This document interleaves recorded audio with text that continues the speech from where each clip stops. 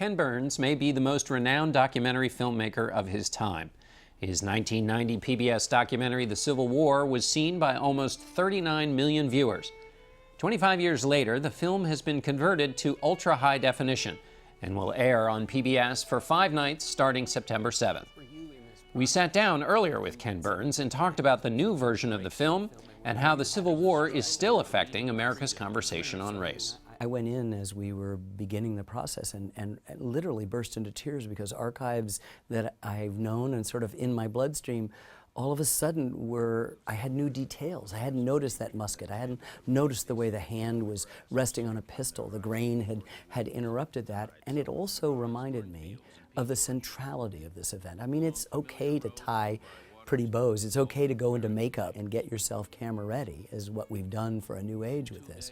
It's another thing to understand and come to terms with the centrality of this event. And it's occupying all the films that I'm working on now, and yet it stays there. You know, when the Constitutional Convention happened, there was a man named John J. Chapman who said, slavery was like a sleeping serpent. It lay coiled under the table during the deliberations. Thereafter, slavery was on everyone's mind, if not always on his tongue. And so we punted in 1789 and 1776, and 5 years later we went to war, the most important event in our history. Are you surprised that polls show that more people think that the Civil War was about states' rights, about encroachment of the federal government, than think it was about slavery?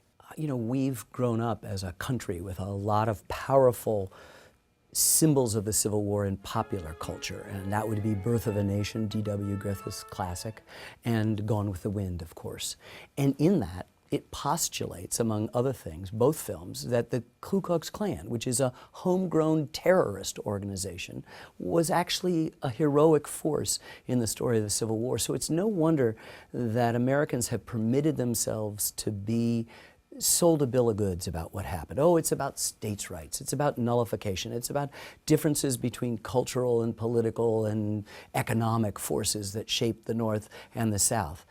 If you read South Carolina's Articles of Secession, the first state to secede, the birthplace of secession, the home of the original fire eaters, as they were called, in reaction to Abraham Lincoln, a moderate's election, they do not mention states' rights. They mention slavery, slavery, slavery. And that we have to remember.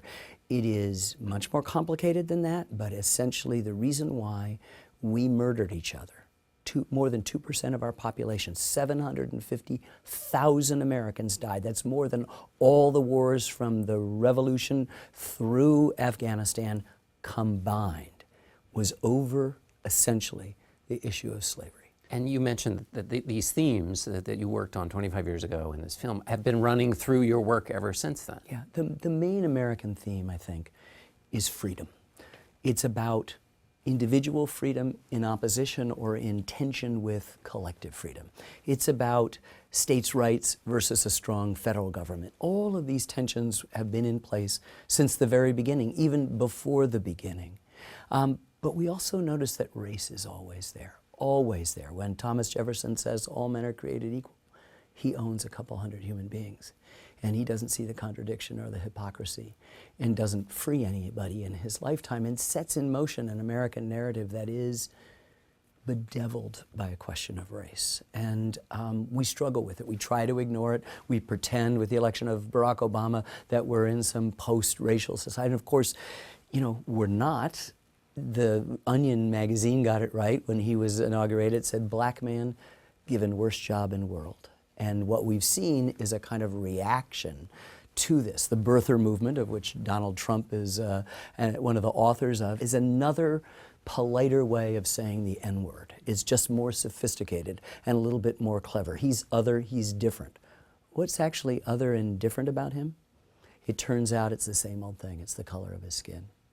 Tell me about the pattern of forgetting. What are in the 25 years, the ears of your audience when they listen? I mean, there's a lot that's happened since the Civil War documentary. I mean, there's Facebook and email and Snapchat, and is there the attention span for these lessons to be heard again? Or are we more in the business of forgetting than ever? You know, it was interesting. 25 years ago, the critics said, oh, this is terrific, but no one's going to watch it, Ken. There's MTV and the fast-paced cutting. People have the attention span of a gnat.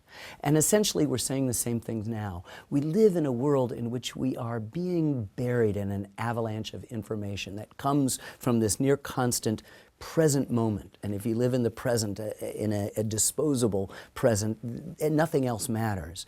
We are desperate, though, for meaning. We're desperate for curation. So when somebody stops and says, here's 11 and a half hours about the most important event in American history, you might go, huh. But they watched back then and they watch now, the Roosevelts or the national parks or our film on World War II or jazz or baseball. And I think it's because all of that information comes to us sort of unregulated, unmediated.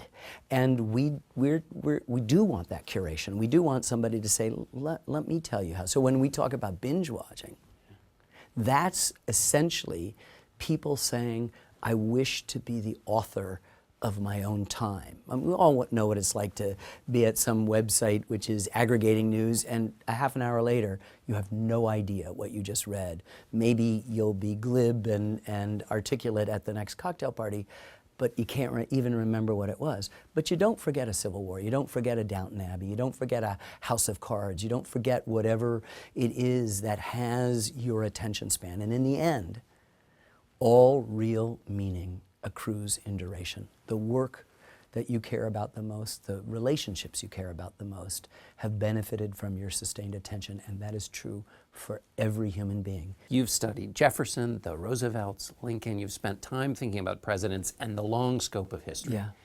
Give me your reflections on the presidency now, what we tolerate in left, right, center, whatever, in our leaders now, and whether our lack of patience, whether there's a problem with that or whether it's always been thus. It's the best question and really the only question there is about contemporary elections. And I think, let me lead with the good news. The election of 1800 between Thomas Jefferson, arguably the man of the millennium, despite all his flaws, and John Adams, one of the most important and interesting figures in all of American history, was as low and as dirty as you could possibly get. If you were going to vote for Jefferson, that meant your wife and your daughter were subject to rape by those Jacobins. And if you were voting for John Adams, you were voting for the next king of America. That didn't happen. And so we can sit back and exhale a little bit and go, okay, the kind of circus that we see has kind of always gone on. We do have a problem in which we have a media that is bigger than the ideas and the talk itself. If Abraham Lincoln delivered the Gettysburg Address, which is only 2 minutes, C-SPAN would cover it, but there'd be a stand-up and saying the president came to Gettysburg to try to distract attention from his disastrous military campaign out west, meaning Tennessee. And that was partly true. That's what he was not trying to distract attention, he was trying to honor the dead, but that would have been the news story, and we might have missed the greatest speech, even though somebody saw it on C-SPAN and say, that was it, yeah, I don't have time to do that, send me a YouTube of it.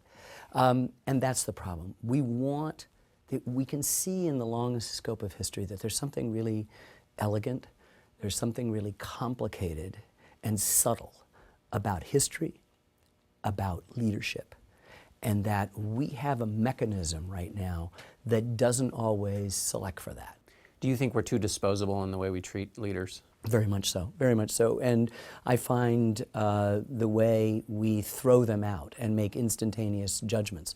The notion that Abraham Lincoln or even George Washington or Thomas Jefferson didn't have a misstep or didn't have a sort of slow second term or didn't do something, now it's, that's it. This presidency is over. It's done. And we tend, I think the good thing about history, Harry Truman said the only thing that's really new is the history you don't know. And I think in some ways that sort of saying that it gives you, it arms you with a kind of distance that permits you to not make those rash judgments about somebody or some idea. When the meltdown happened, friends would say, oh, we're in a depression. I said, in the depression, in most American cities, the animals in the zoo were shot and the meat distributed to the poor.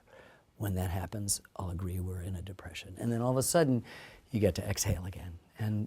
maybe that's history's greatest gift. I mean, Faulkner knew it wasn't then, it's now. It's not was, it's is. And I think that's what this Civil War is talking to us, as if it happened not 150 years ago, but right now, right now.